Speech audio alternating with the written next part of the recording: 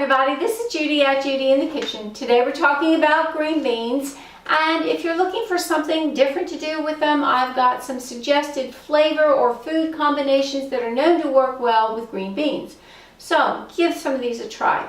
Try combining green beans with almonds and lemon, or green beans with garlic and lemon, or green beans with garlic and nuts like pine nuts or walnuts, and a little drizzle of olive oil in there as well. How about green beans with selected herbs like parsley or rosemary, and nuts like pistachios or walnuts and shallots?